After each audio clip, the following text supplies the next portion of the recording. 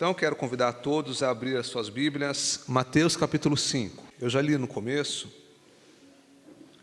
mas eu vou ler novamente, para que depois fique salvo lá na mensagem. Mateus capítulo 5, versículo 13. Vós sois o sal da terra, e se o sal for insípido, com que se há de salgar? Para nada mais presta, senão para ser lançado fora e ser pisado pelos homens. Vós sois a luz do mundo. Não se pode esconder uma cidade edificada sobre um monte, nem se acende a candeia e se coloca debaixo do alqueire, mas no velador, e dá luz a todos que estão na casa. Assim resplandeça a vossa luz diante dos homens, para que vejam as vossas boas obras e glorifiquem o vosso Pai que está nos céus. Glória a Deus, irmãos, por essa palavra. Nós estamos nessa série de mensagens sobre o Sermão do Monte. Até a semana passada, nós estávamos meditando nas bem-aventuranças. E a partir de hoje, nós vamos dar continuidade.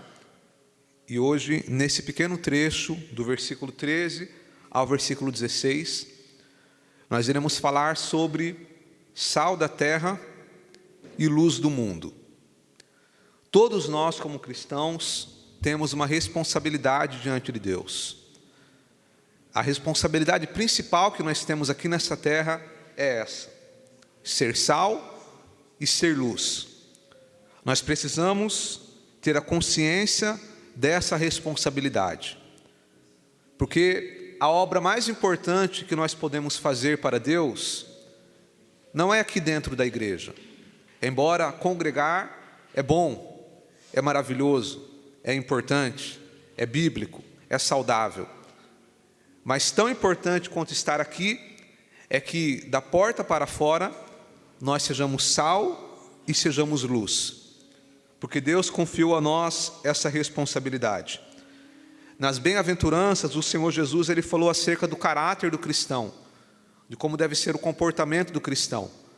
Mas a partir de agora ele vai falar da nossa missão, da nossa responsabilidade, de como deve ser a nossa prática de vida para sermos verdadeiros discípulos de Jesus. E aqui ele fala do sal da terra e luz do mundo. E é isso que nós vamos entender nesta manhã. Em primeiro lugar, amados, sal da terra. O Senhor Jesus ele fala: vós sois o sal da terra. O sal, ele é um ingrediente, ele é um alimento, ele é algo que faz parte da nossa culinária, da nossa cozinha, do mundo inteiro. Você pode pegar o melhor ingrediente que for, mas se não tiver sal, perde a graça. Quantos aqui gostam de churrasco, irmão? Eu costumo falar que a pessoa que não gosta de churrasco não é digna de confiança. Brincadeira, irmão. Está aí o William, cadê o William?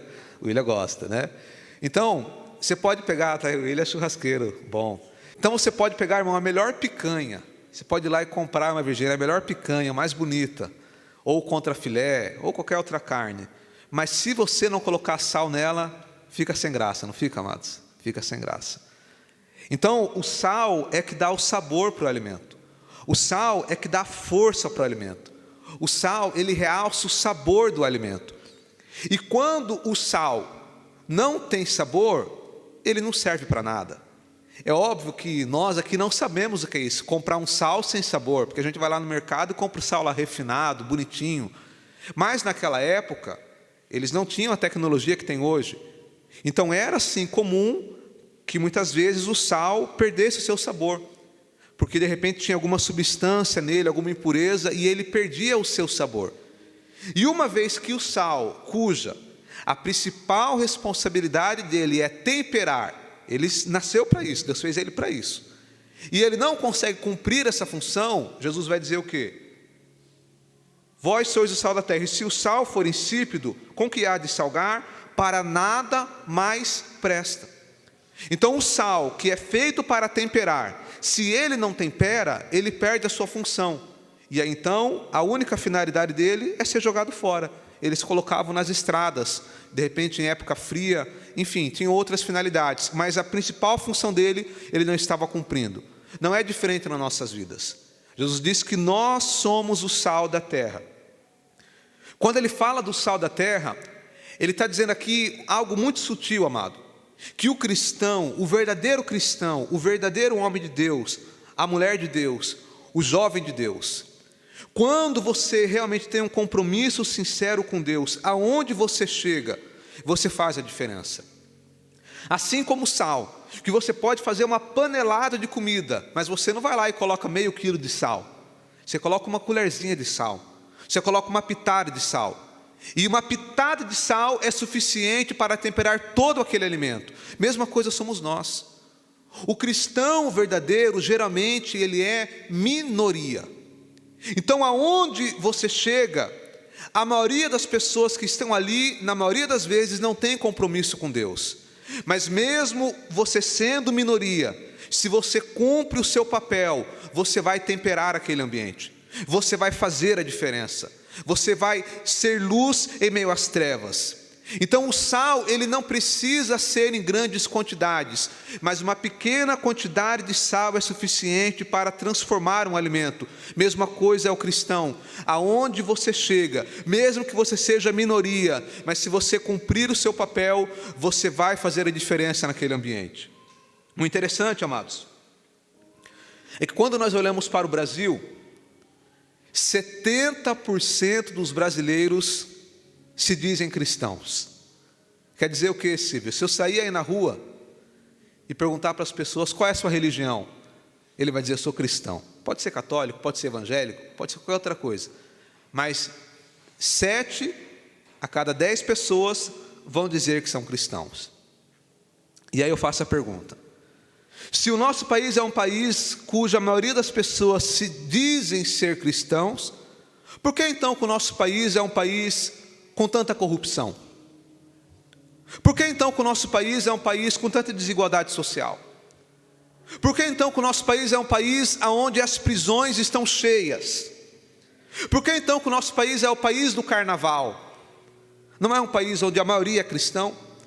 E nós estamos vendo aqui que uma minoria de cristãos fazem a diferença. E embora aqui no Brasil, teoricamente, nós sejamos a maioria, mas na prática, o Brasil é um país que está cada vez mais se perdendo. E a explicação para isso é simples. É que, embora a maioria nas estatísticas seja cristãos, eles até são cristãos, mas são cristãos que não cumprem o seu papel. Ou seja, até são sal, mas é um sal sem sabor. É como o sal que você olha lá para ele, ele é sal, ele tem cara de sal, mas quando você experimenta, ele não salga mais. Mesma coisa, quando eu sou um cristão que não faço a diferença, eu posso até dizer que eu sou cristão, eu posso até ir na igreja, eu posso até ter uma cruz no peito, eu posso até ser religioso, mas quando eu não cumpro o meu papel, eu sou um sal sem sabor. Jesus disse: sal insípido. Ou seja, por que no país onde a maioria são cristãos, as prisões estão cheias? Eu te garanto que se você for agora numa penitenciária e entrevistar os presos que lá estão, deixa eu te perguntar uma coisa, independente da sua vida hoje, no que você crê? Eu te asseguro que a maioria que vai estar lá, ele vai dizer: eu creio em Jesus Cristo. Uma grande parte que está lá vai dizer: eu cresci na igreja, eu ouvi a palavra. E ele até diz: eu até creio em Jesus, mas a prática de vida dele levou ele até lá. E eu não estou aqui para julgar, estou apenas dizendo que mesmo sendo maiorias cristãos, eles estão lá na cadeia, porque desobedeceram a lei. Quando a gente fala de corrupção, por que no país onde a maioria é cristão, se você olha lá na Câmara dos Vereadores, no Senado, tem uma bancada enorme lá de cristãos, de evangélicos, de católicos. Mas por que tem tanta corrupção?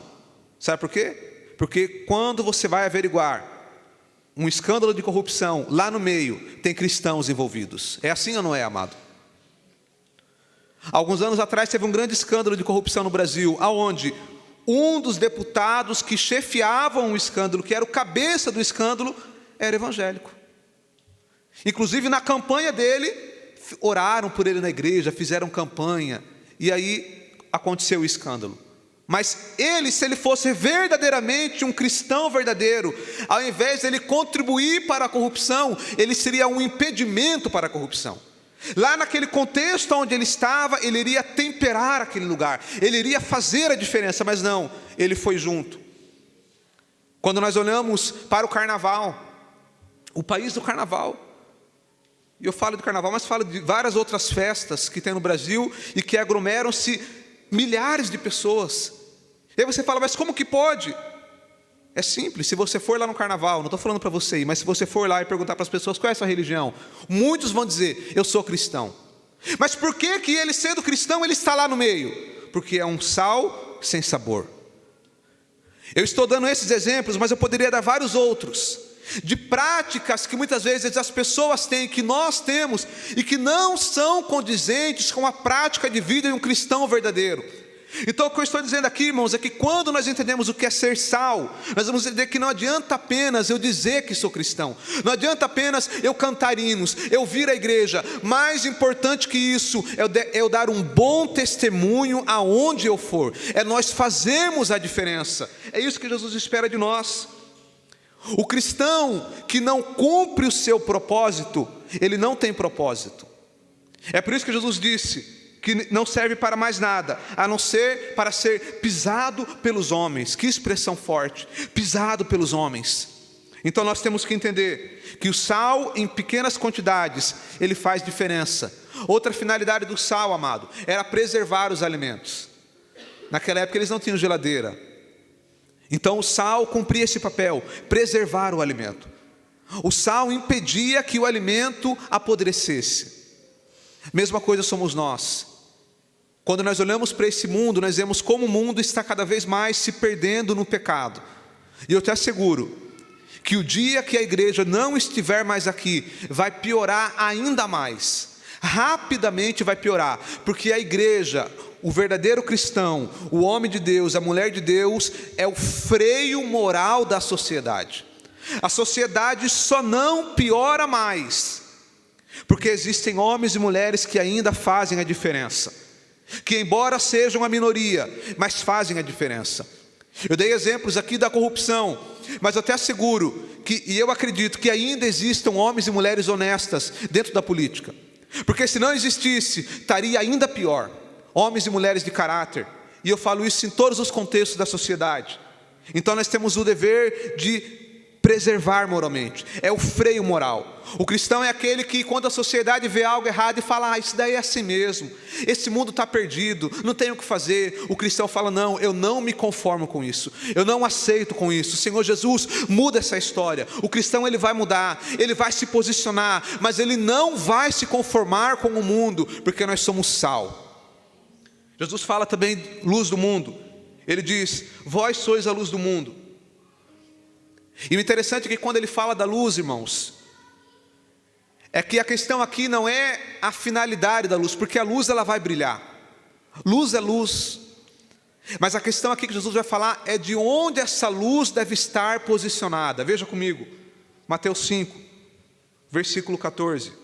Ele diz, vós sois a luz do mundo. Não se pode esconder uma cidade edificada sobre o monte, nem se acende a candeia e se coloca debaixo do alqueire, mas no velador, e dá luz a todos que estão na casa. Preste atenção, quando o Senhor Jesus está falando aqui de luz do mundo, Ele está falando o quê? Que a luz, não basta apenas ela brilhar, mas ela precisa estar colocada no local certo. Ali está a luz. Nós temos ali uma lâmpada acesa. Nós não colocamos ela escondida ali no canto, nós colocamos ela no local mais alto, porque quanto mais alto ela estiver, maior é o alcance dela. Ela vai iluminar o ambiente.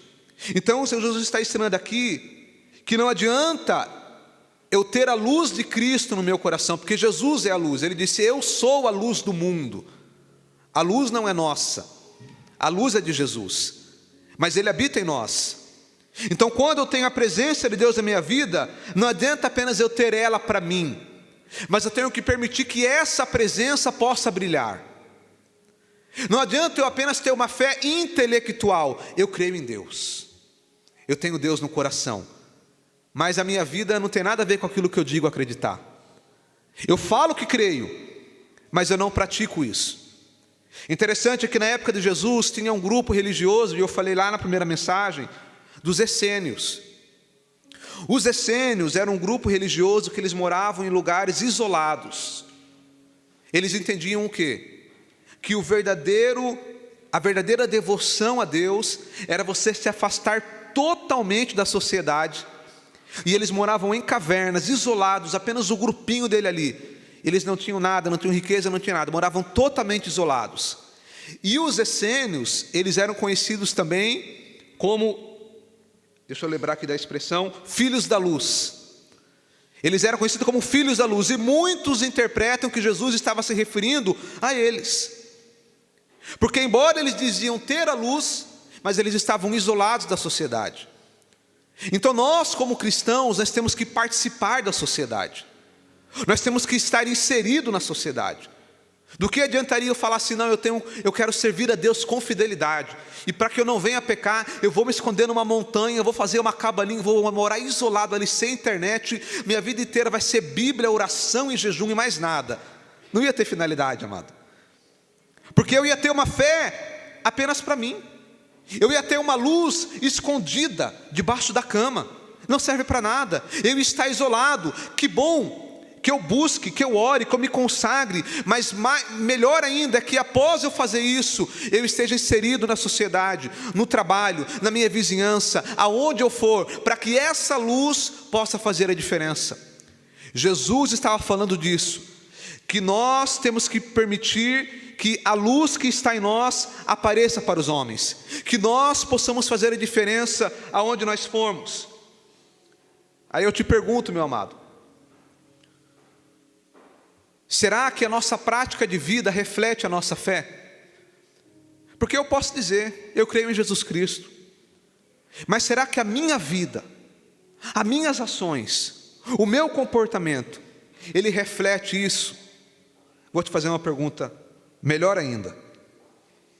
Se prepara. Se eu entrasse agora na sua rede social, a sua rede social reflete a sua fé? Você sabe que hoje, já tem muitos anos, que dependendo do cargo que você vai entrar numa empresa, eles pedem a sua rede social, porque eles vão lá e dão uma olhadinha, porque a sua rede social reflete quem é você. Você vai entrar agora lá no seu Instagram, você vai entrar agora nas suas redes sociais e ver o que você costuma postar. As suas postagens refletem a sua fé? Se eu observar lá as pessoas que você segue,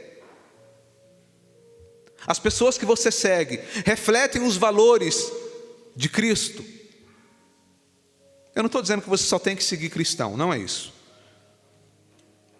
Mas eu estou dizendo o seguinte: será que a minha rede social reflete aquilo que eu acredito? Eu estou falando da rede social porque é uma realidade em nossos dias. Jesus só não falou disso porque não tinha, senão ele tinha falado. Então eu estou falando. Será que ela reflete a nossa fé, amados? Muitas vezes nós temos coragem de postar sobre qualquer assunto. Vou dar um exemplo. A pessoa ela gosta lá de pesca, e ele posta tudo sobre pesca, sobre peixe, sobre barco, sobre isca. Ele demonstra quanto que ele gosta de pescar.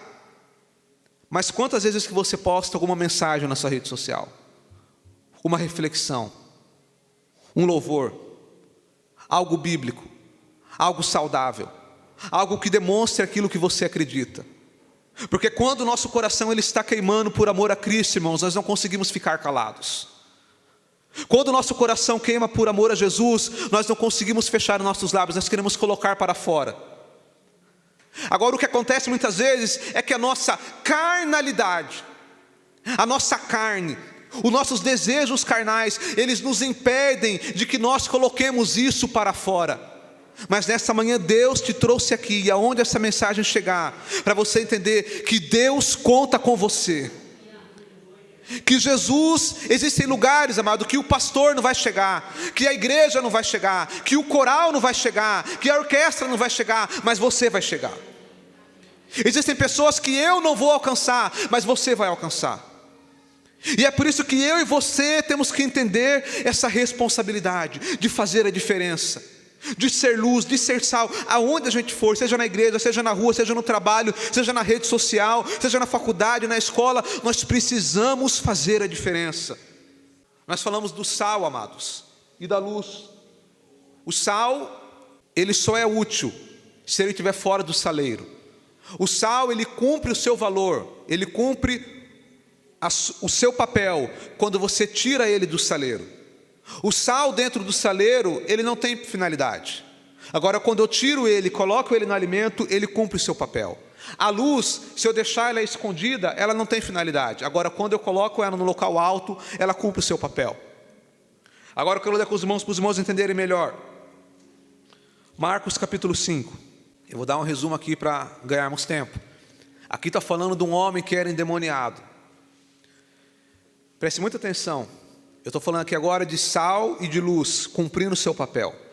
Esse homem, ele estava há muito tempo endemoniado. Ele estava escravizado. Jesus foi lá em Gadara, expulsou os demônios daquele homem. E agora, esse homem vem até Jesus e ele quer ir com Jesus. Ele quer entrar no barco que Jesus estava e ir embora daquele lugar. Veja o que Jesus falou para ele. Marcos 5, 18. E entrando ele no barco, rogava-lhe dizendo, o que for endemoniado, que o deixasse estar com ele. Jesus, porém, não lhe permitiu, mas disse, vai para a tua casa, para os teus, e anuncia-lhes com grandes coisas o Senhor te fez, e como teve misericórdia de ti. E ele foi, e começou a anunciar em Decápolis, quão grandes coisas Jesus lhe fizera, e todos se maravilhavam. Isso daqui é tremendo, amado. Porque o homem, ele foi liberto. Jesus fez uma obra linda na vida dele. E agora ele fala, Senhor Jesus, então eu vou andar com o Senhor a partir de agora. Eu vou entrar no seu barco. Aí Jesus fala para ele, não, meu filho, você não vai entrar aqui não. Volta para lá. Aqui no meu barco já tem bastante sal. Aqui no meu barco já tem bastante luz. Agora o que eu preciso é de alguém lá em Decápolis. Eu preciso de alguém lá naquela região, porque não tem ninguém lá. E é você que eu vou usar naquele lugar. E agora ele volta para a terra dele, amado, para a casa dele, para o lugar onde ele estava. E lá na terra dele, ele foi sal e foi luz. Eu vou ler com os irmãos um outro texto também. João 4. Evangelho segundo escreveu João, capítulo 4. Completando aqui. Jesus disse que todos que olhavam se maravilhavam. Por quê?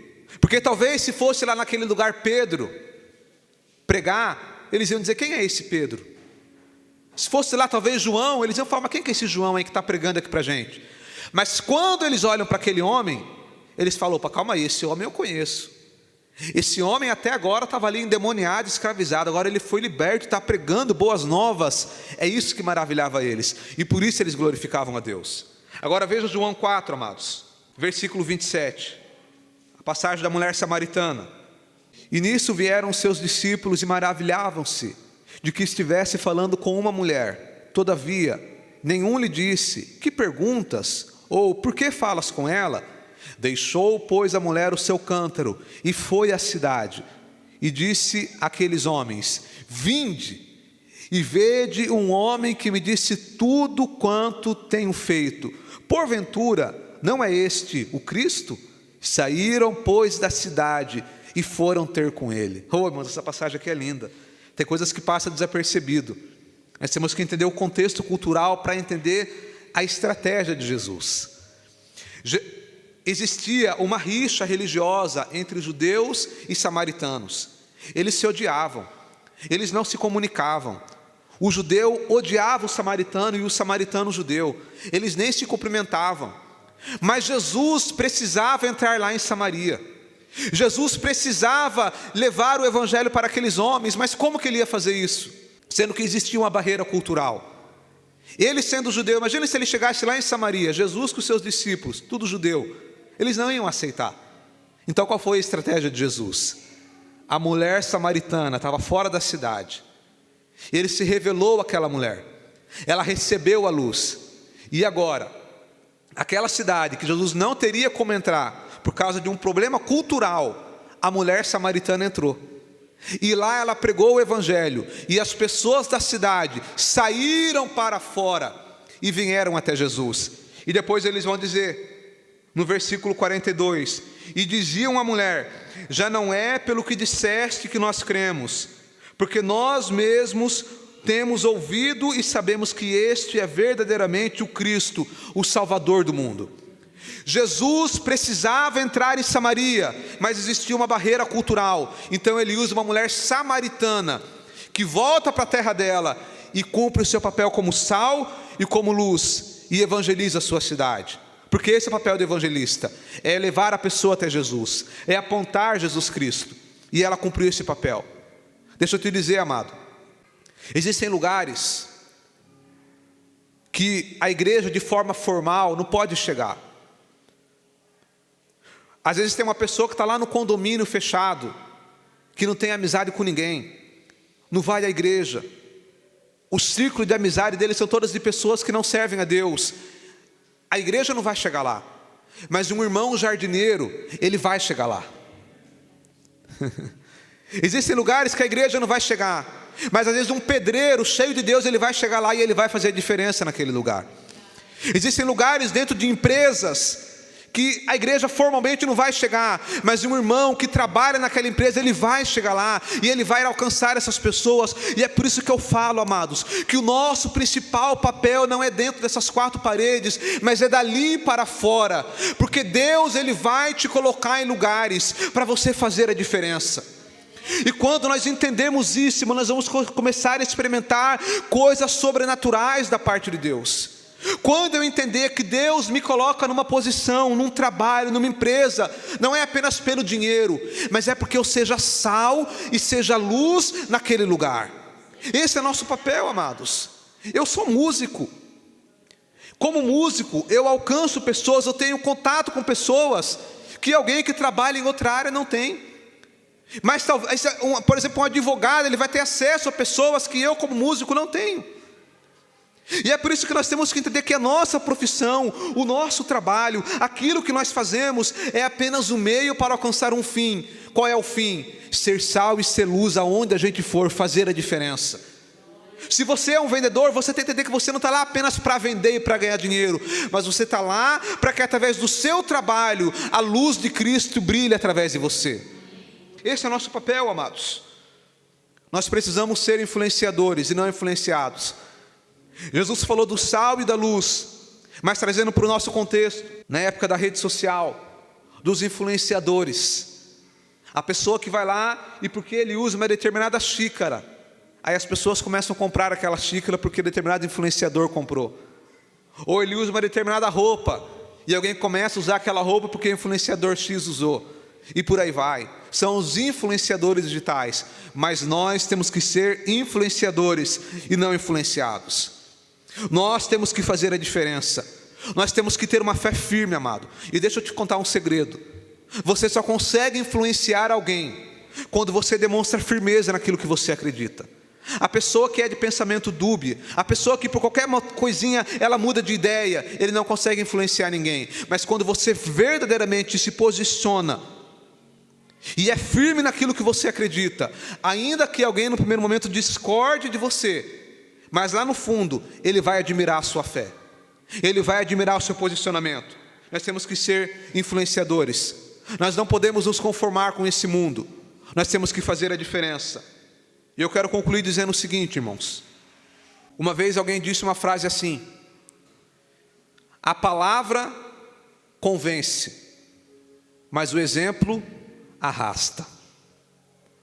Não está na Bíblia, mas é uma boa frase. Nós podemos pregar para alguém, eu posso falar de Jesus, e isso é bom e deve ser feito, mas tão importante quanto aquilo que eu prego é aquilo que eu vivo, porque o exemplo ele impacta muito mais do que as nossas palavras. O Senhor Jesus, ele pregou e ensinou muitas coisas, mas você quer ver uma coisa que resume Jesus? É a cruz. A cruz, Jesus na cruz, é a pregação mais importante que Jesus fez. Quando nós olhamos para a cruz, como está lá em Isaías, olhe para a cruz, olhe para o Cordeiro. Quando nós olhamos para a cruz, não precisa falar mais nada, porque a cruz é a demonstração do amor de Jesus por nós. Ele pregou sobre o amor, ele falou sobre o amor, mas ele provou o seu amor morrendo na cruz. Eu posso pregar, eu posso falar, mas eu vou demonstrar isso quando eu vivo aquilo que eu prego. Então nós precisamos ter essa consciência, amado. E eu quero te dizer uma coisa, eu quero que você preste muita atenção, irmão. Seja sal e seja luz. Agora olha para cá, presta atenção no que eu vou dizer. Quantos estão me ouvindo, digam amém. Se você quer ser sal e ser luz, a primeira coisa que eu te digo, comece dentro da sua casa. Nós temos que ser sal e ser luz em primeiro lugar, dentro de nossa casa, com a nossa família. Porque não adianta lá fora eu ser uma coisa, e dentro de casa eu ser outra. Dentro do nosso lar, nós temos que ser sal e ser luz. Eu, como esposo, tenho que ser um esposo que, quando algum homem crente ver a forma que eu trato a minha esposa e os meus filhos, ele vai dizer: se um dia eu casar, se um dia eu tiver filhos, eu quero ser dessa forma. Eu não sei se eu sou esse esposo, mas eu sei que eu tenho que tentar ser. As irmãs, como esposa, da mesma forma. A irmã tem que tratar a sua família, o seu esposo, os seus filhos, de uma maneira tal que a mulher que não é crente, quando ela olhar para você, quando ela ver o seu tratamento, ela fale: que tratamento bonito. Eu quero que a minha família seja desse jeito. Você, como filho: ei filho, olhe para cá. Você tem que ser um filho que o seu amiguinho, o seu amigo, quando ver a forma que você trata os seus pais, ele se sente envergonhado. Enquanto o filho que não é crente grita com os pais, é ignorante com os pais, você não, você tem que ser luz e você tem que ser sal. O teu amigo deve ser a forma que você trata a sua mãe e o seu pai, e ele tem que ficar constrangido, envergonhado, sem você dizer nada. Ele vai dizer: é assim que eu teria que tratar o meu pai e a minha mãe. Esse é nosso papel, amado. Mesma coisa, começando na nossa casa, e aí se estende para a nossa vizinhança, para o nosso trabalho, aonde a gente for. Nós temos que fazer essa diferença, amado. E eu sei que essa palavra é uma palavra de confronto, e ela me confronta também, porque eu também preciso melhorar em muitas coisas. Mas eu quero que você receba essa palavra no seu coração nesta manhã, e deixa Deus purificar as nossas vidas, porque a limpeza ela acontece pela palavra. E muitas vezes, amados, Deus ele quer nos colocar em lugares, e Deus está falando com pessoas aqui.